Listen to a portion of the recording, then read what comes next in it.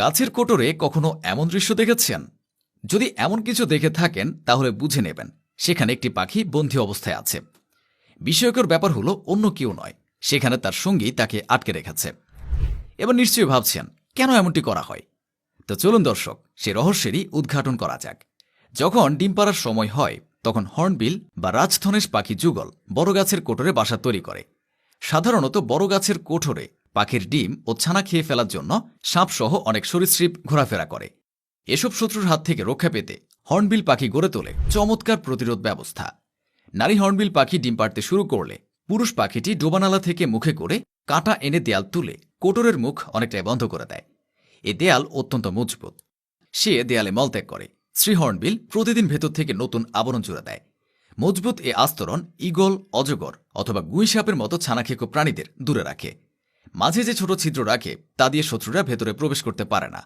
Hornbill দম্পতি একসঙ্গে জীবনযাপন করে এবং এরা অনেকদিন পর্যন্ত বাঁচে। প্রজনন মৌসুমে পুরুষ হর্নবিল পাখির কর্তব্য অনেকটাই বেড়ে যায়।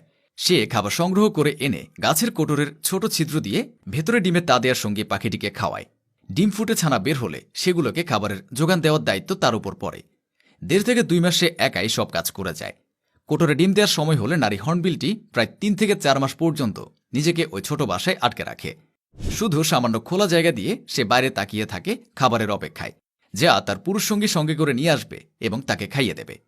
মানুষের মতো এদের মধ্যে কেউ কাজে ছোট বড় হওয়ায় লড়াই লিপ্ত হয় না। এদের ভালোবাসা যেন মানুষের ভালোবাসাকেও হার মানিয়ে দেয়। বাচ্চাদের বড় করার ক্ষেত্রে মা এবং বাবা হর্নবিলের সমান অবদান রয়েছে। মাটি এবং বিষ্ঠার দুর্ভেদ্য প্রাচীরের ভেতরে বাচ্চারা নিরাপদে বড় হতে থাকে।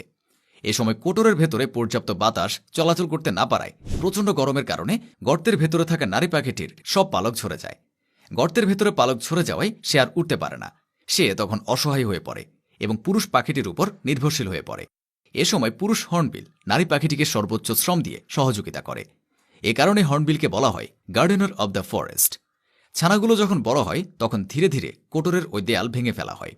এরপর আস্তে আস্তে মা হর্নবিলের পালক গজায় এবং সে ওই গর্ত থেকে বেরিয়ে আসে। দক্ষিণ এবং দক্ষিণ পূর্ব এশিয়ায় মাত্র গোটা 10 দেশে রাজধনেশের বসবাস।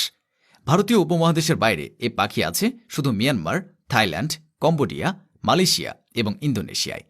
জনসংখ্যার চাপে এবং প্রবৃদ্ধির জাতাকলে তুলনামূলক এই ক্ষুদ্র ভূখণ্ড থেকে ঘন ঘন সব শেষ হয়ে যাচ্ছে, আর বিদায় নিচ্ছে এই বনের রাজা। বাংলাদেশেও এই পাখি প্রায় বিলুপ্ত। অতীতে দেশের বিভিন্ন জায়গায় পাখিটিকে দেখা গেলেও বর্তমানে এর হদিশ পাওয়া যায় না।